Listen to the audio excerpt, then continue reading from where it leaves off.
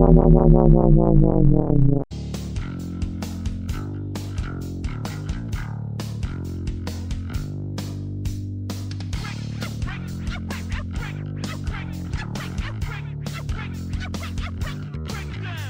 guys, Super X here, and girls.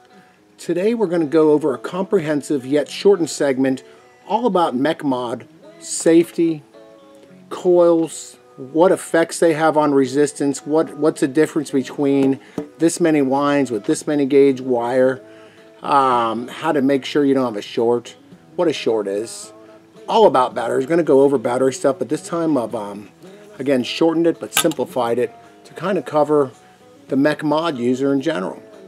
So that's going to involve us getting under the hood. It's going to involve us mounting up some coils on here. We'll see what happens when we put this on, that on, that on. It's going to be quick, dirty, simple. So let's get into the turn around the camera part, and we'll go ahead and do it. Right now I'm running a simple mech, Derringer Rio Grande mechanical mod with a Derringer on top. Funky looking drip tip. Love the drip tip, but it's not the one for it, but it vapes off the chain.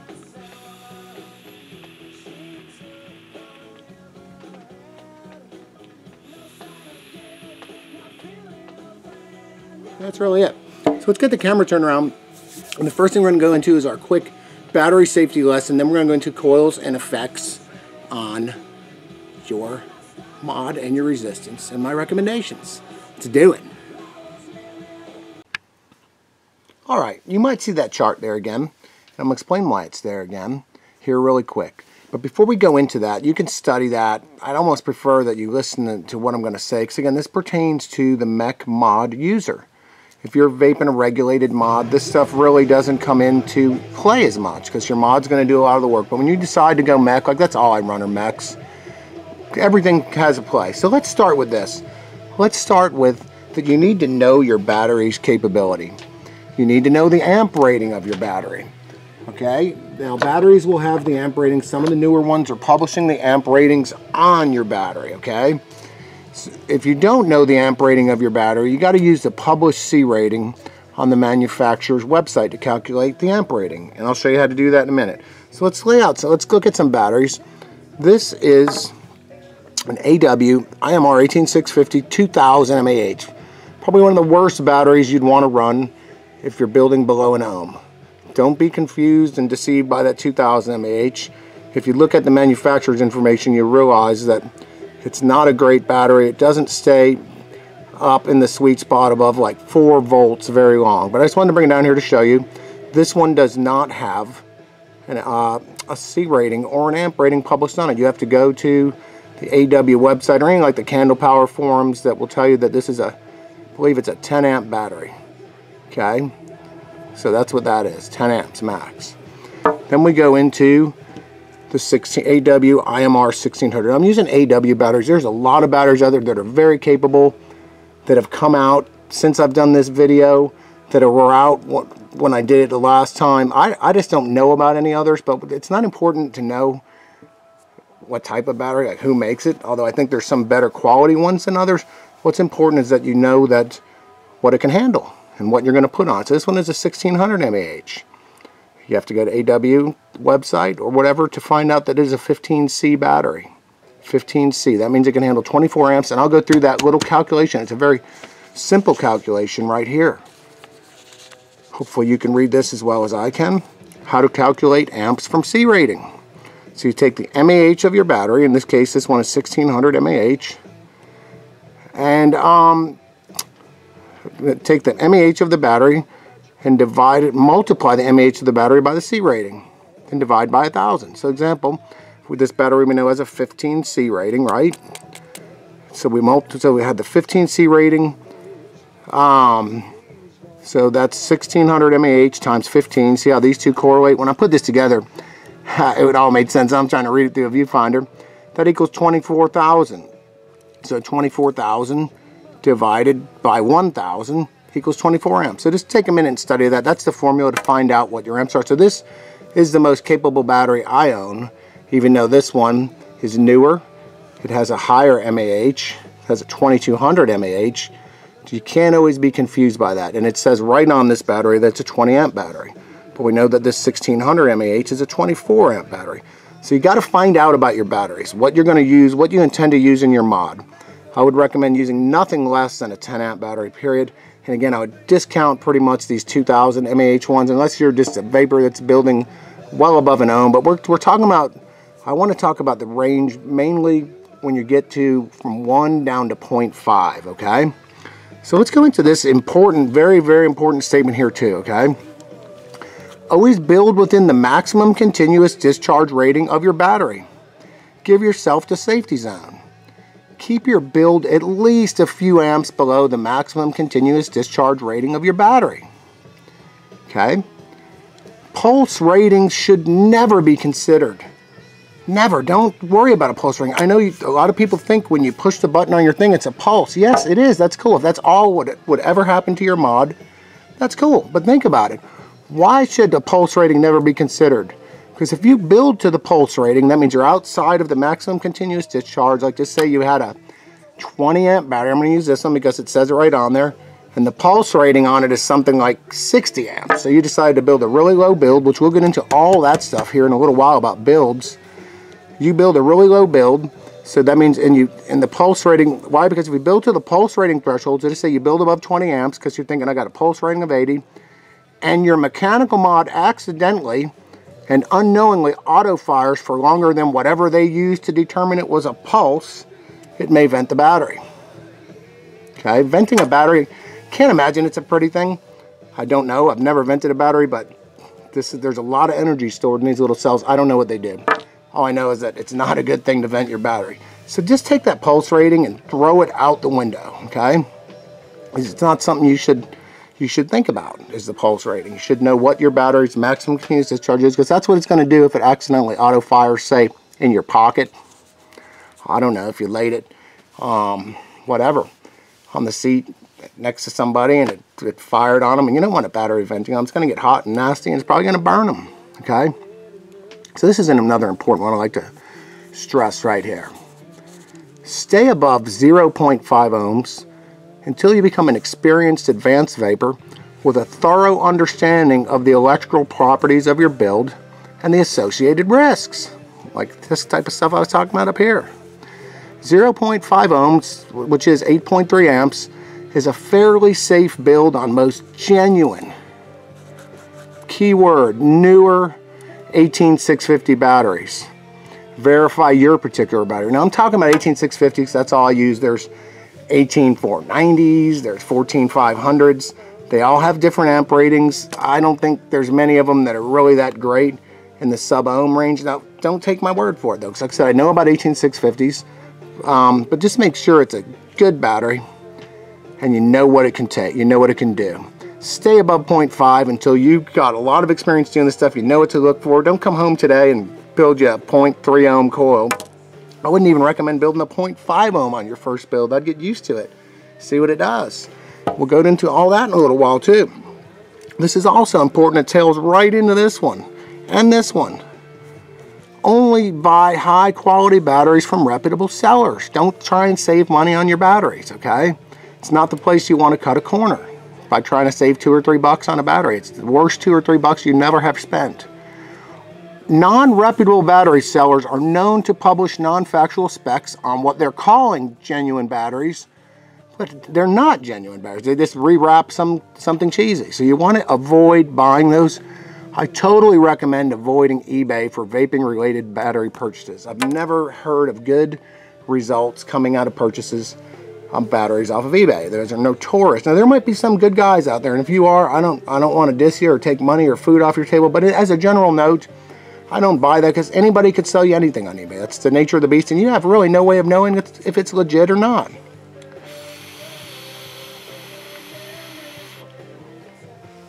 I know all my batteries are legit. I buy them for RTD Vaper. I'm not trying to pump RTD Vaper, but I've had nothing but great luck. I've never had an issue with a battery, except the battery that I tortured. I tortured it in a mod. The mod was fine. The battery wasn't.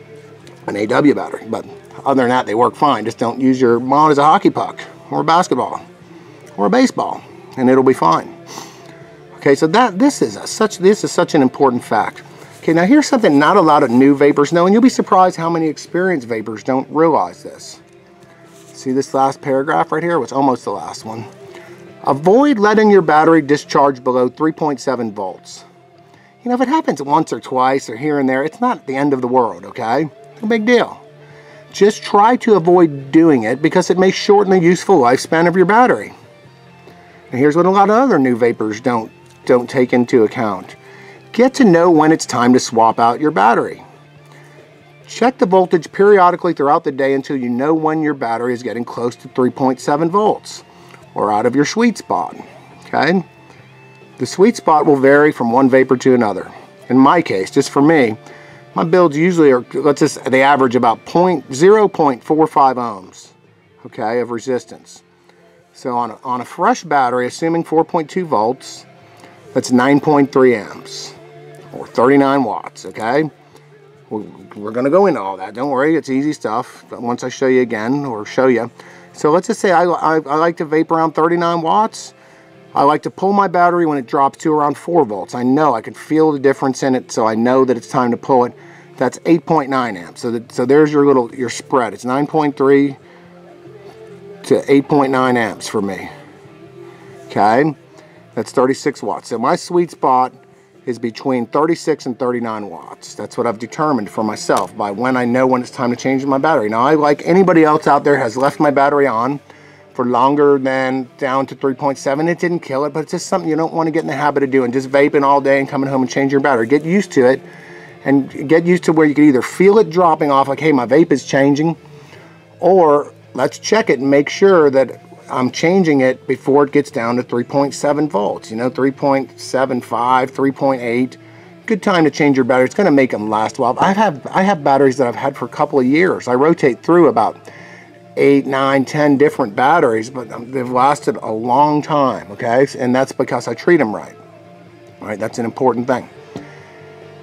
I'm going to just say this right here, right now. We're going to go into it all. I just want to show you the profound difference between a 1 ohm build is 14.7 watts and 4.2 amps, okay?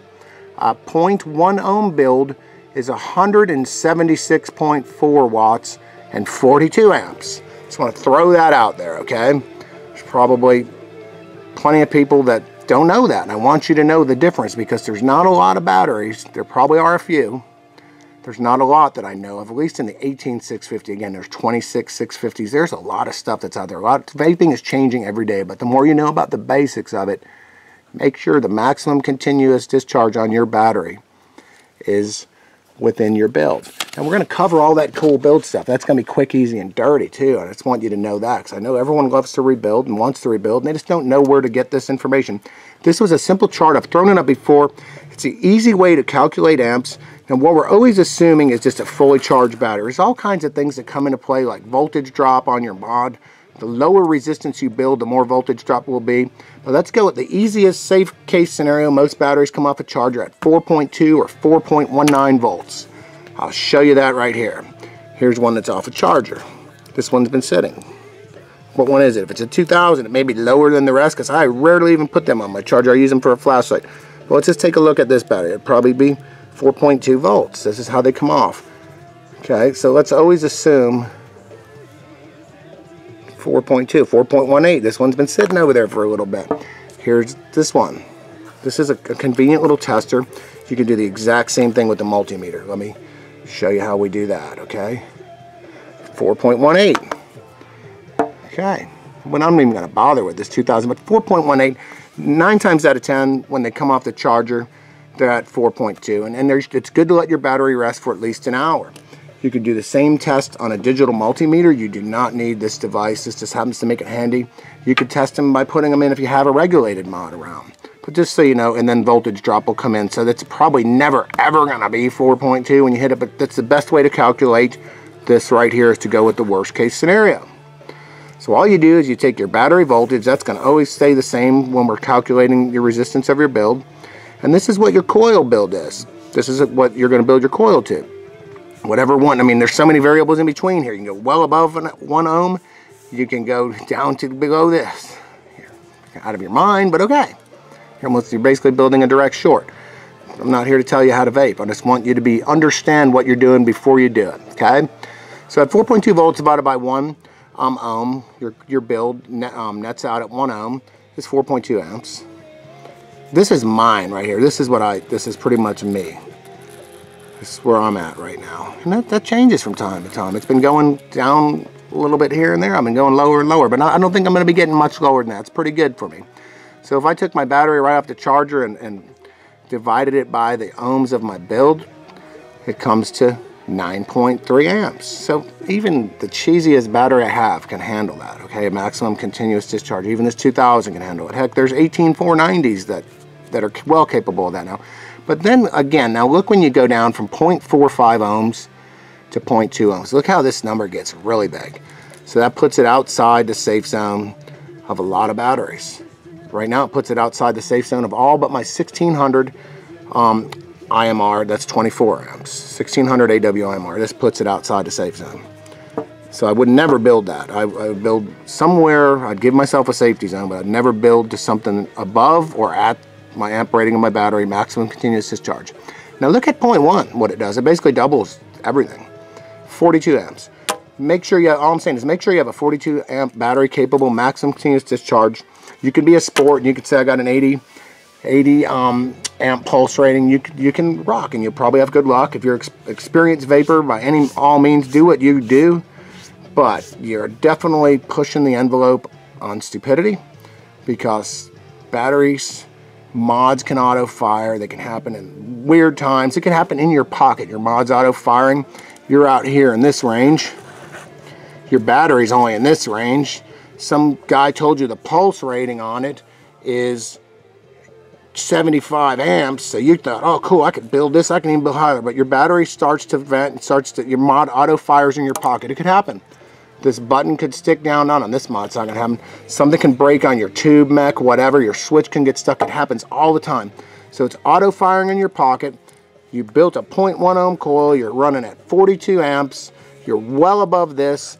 Your battery will ultimately vent unless you catch it in time, and God, I'd hate to think of what happened to Mr. Happy down there with a mod venting in my pocket. So your chances of safety are much better. You're going to wind up much better if you're within the maximum continuous discharge. That means what a battery is meant to be on all the time, like a flashlight, maximum continuous discharge. Pulse rating is pulsing. When we vape, we pulse. When a mod auto fires, is it still pulsing? I'll let you be the judge of that. I'm not going to test that theory for you. So let's move over now. This chart times right into this one.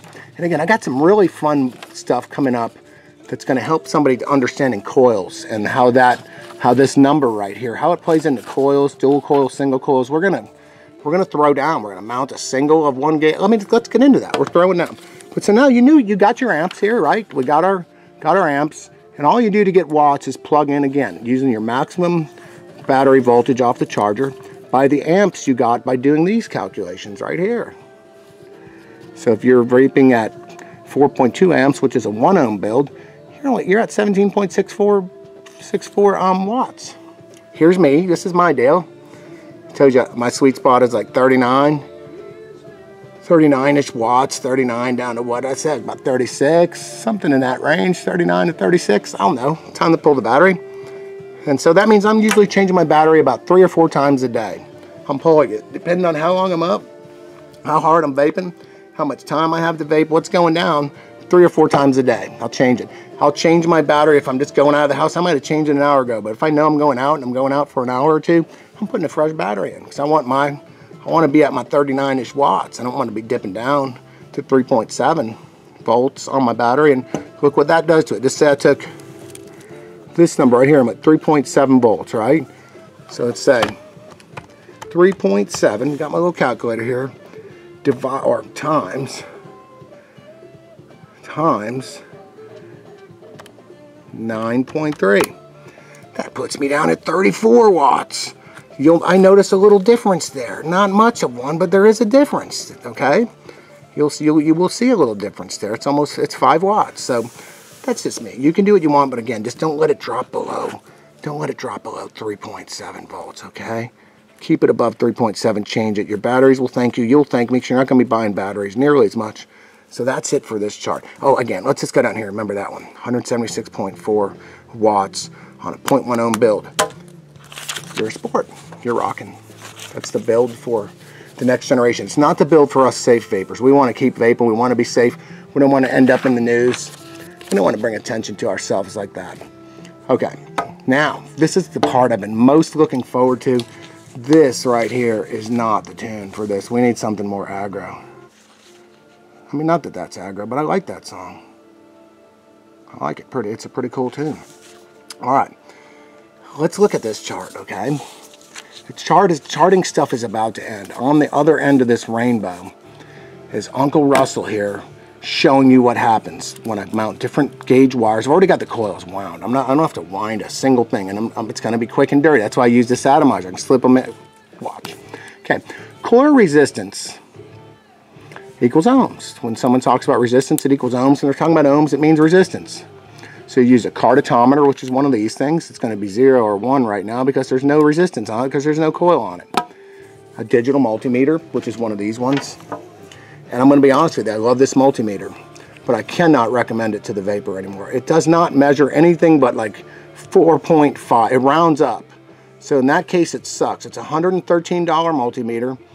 If you're up in like the 5 to 6 ohm territory, cool, this one will rock your world. It's a great multimeter. But for 113 bucks, when you put it over here to ohms to measure ohms, it only gives you a point number. So if you're down below 0.45 in the sub-ohm, low sub-ohm territory, this is not the meter for you. It's a 0.0 type of readout. It's not a 0.000. So this one, I use it to measure my coils now. This one, unfortunately, is a very expensive battery meter, and it sucks. I have one of these. You know, I may just return this friggin' thing or sell it on eBay because I love the meter. I just need one that measures voltage, ohms too. But so that's ways you could check your resistance, and there's all different ways to check resistance, and we got to check them a lot of different ways to ensure our build. Don't get scared. It's easy stuff, okay? So we're back to the digital multimeter, which was that, or a regulated device. A lot of you guys have a regulated device out there that you can put your atomizer on once you've built it, and verify the resistance of your build and that there are no shorts present. So I'm going to recommend, after you build your atomizer, to always check your build at 3 different intervals before ever placing that atomizer on a mechanical mod and lighting it off, hitting the old detonator. Check it at 3 different intervals. Once the coils are mounted and in their final position and all wire leads are cleaned up, okay? Once you've cleaned it all up and it's looking good, check your resistance. Flick the switch. If you don't have one of these, which again, this is the cheapest, easiest solution to do it. So a lot of people like to check them on their mods. That's why these come in conveniently, the digital multimeter. But this would be my recommended way for the new Vaper. These things are cheap. Like I said, you can get them for 10, 12 bucks, less. Okay, so you're going to check it when it's all cleaned up. Then you're going to put the top cap on. Why are we going to do that? Because the top cap is metal. Okay, you want the top cap on your atomizer. You're going to check it again. Just make sure if it has a short, it will give you like a 1 here usually, or something. Something's going to change your resistance, okay? I've never had a short, so I don't know.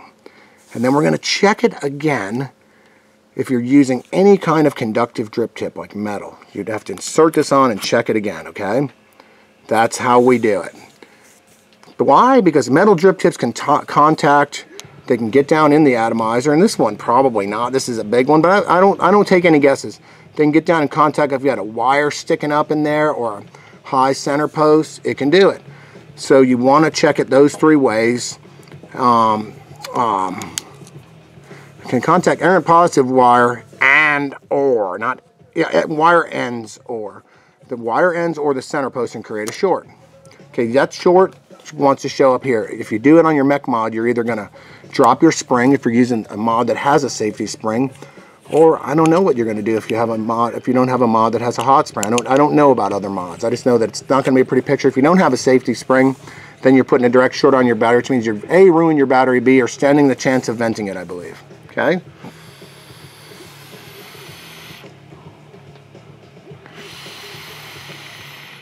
Okay. How do you create shorts? Well, we don't want to create them, but how are they created? Shorts are created by the coil contacting the deck being this part of the atomizer or the rim, the deck, any of the metal on the contact, any of the metal on the atomizer,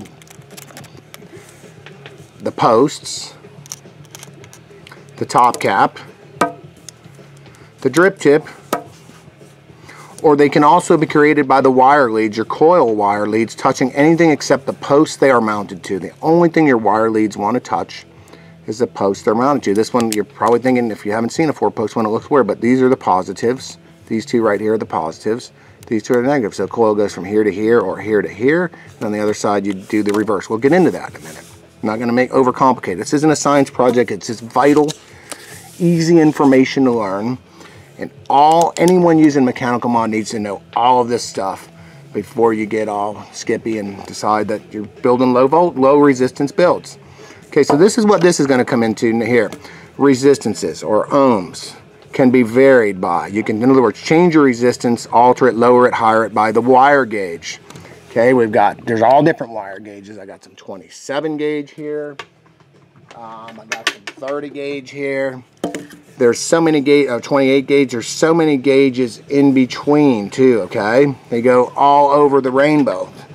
So right now I'm building the 27 gauge. I rarely ever build above 29 gauge. I used to love 30, but there's different reasons why. Let me tell you why. So resistance or ohms can be varied by the gauge of wire you're using, the alloy type. Again, this is Kanthal A1. Let's see one that's not all tore up. 28 gauge Kanthal A1. Well, there's Kanthal D, there's nichrome, there's nickel, there's titanium wire, and then there's all this weird wire out there that people sell. Who knows? It might be the same damn thing. You really don't know. But it tend to vary by the type of wire you use. It will vary. I know there's different resistance. You can check the resistances on the website of Kanthal for A1D. You can find out about nichrome. Then there's nickel wire, again, titanium wire. But these funky wire types, I don't really know. That's for the ultra cool people. I'm not that cool. The number of lines, which is how many wraps or turns you've made on your coil, how many little loops does it have on it? That's going to vary. Your deal. The inside diameter of your coil, is it a big coil or is it a little coil? The number of strands used to make the wire. Now remember, I don't, but people use twisted wire, braided wire, then there's novelty types of wires like your clapped-in coils and all that stuff. All that's going to impact your resistance, okay? Just say you did, let me go like this. The length of the leads impact resistance. How far is your coil away from the center post? The longer the leads are, the more resistance is in it. Any different combination of the above can impact your resistance. So let me go over this is my personal preferences. My personal preference is to hit my target resistance in 8 winds. I want my final coil to be 8 winds. So for example, 8 winds of 27 gauge wire, 27 gauge Kanthal A1, wound around a 2mm rod. It usually falls right about 0.98 to 1 ohm, okay? That's what I'm going to get every time I make my coil. Like this number will vary. It could go down to 0.96 up to 1.1, whatever, depending on how the atomizer, different size atomizers, the leads are going to be longer. You might make a lead longer to center it, but that's generally where it falls for a single coil. Now I run dual coils, so that means my resistance becomes 0.45 to 5 ohms. Why? Because in dual coils, you take the resistance of one of the coils, you got to build them both identical. You take the resistance of one of your coils and divide it by 2. Okay, there's that little spread right there.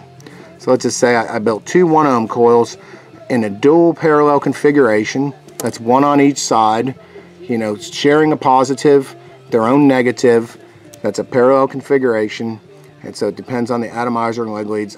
When I do a dual 1 ohm coil, it nets 0.45. That's what it's going to show here. So why don't we get into that right now? Let's go ahead. So to make these coils, I've got right here. What happens if I was to just say, put a 28 gauge 2mm. Now when I wrap these, I'll show you the rods that I'm talking about that I wound them on, wrapped them on. They're these little rods. You can get rods on my particular device that I use, the Coil Master. They range in size from 1mm to 3mm. Okay, so that determines the inside diameter of your coil. Here's the rod. So why don't we zoom in a little bit? During this segment, I'm going to probably, as I'm mounting this coil, I'm going to be quiet, and I'm going to just speed through it.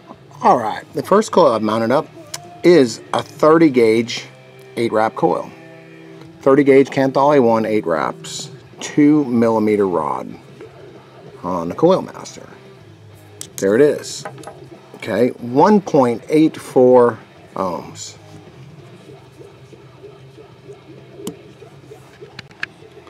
The second coil I've mounted up is an 8-wrap 27 gauge coil. See the difference? From just 3 gauges down, from 30 to 27, it's nearly half the resistance. So that goes to show you how big of an impact the gauge of your wire goes.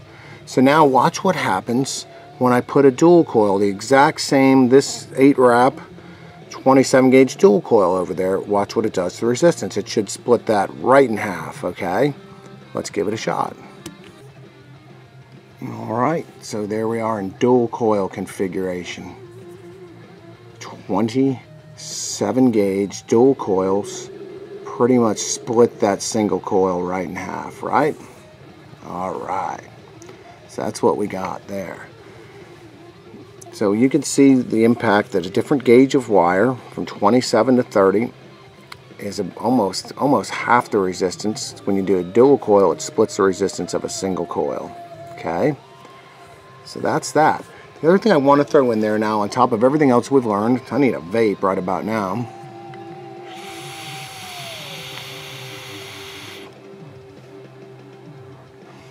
Is you've got to keep a mechanical mod contacts and batteries clean. Mechanical mods will, the lower resistance you go, the more maintenance is going to be required. The contacts will oxidize. They require some kind of protection on them. I use deoxit gold. They need to be kept clean. The same with the tops and bottoms of your batteries. Now the purpose of this video isn't to tell you how to maintain your contacts, it's to tell you that they are going to require maintenance. When you get down below 0.5, I would recommend weekly to bi-weekly, like 0.5, weekly to bi-weekly contact maintenance, at the most every 2 weeks. Lower than that, I mean, you just want to make sure there's not corrosion, pitting. You're going to clean your contacts. You're going to put something like a deoxit gold on your contacts to keep them from arcing and sparking. This, because it's in the tube mod, doesn't mean it's not sparking and you're not seeing it. So let's make sure that we keep our contacts clean on a mech mod. Otherwise, you're just going to be sapping power out of it. Okay, not going to run right, and you're going to wonder why it's a weak vape. So Super X saying, thanks for watching all this. I hope you learned a little bit from it, and I will see you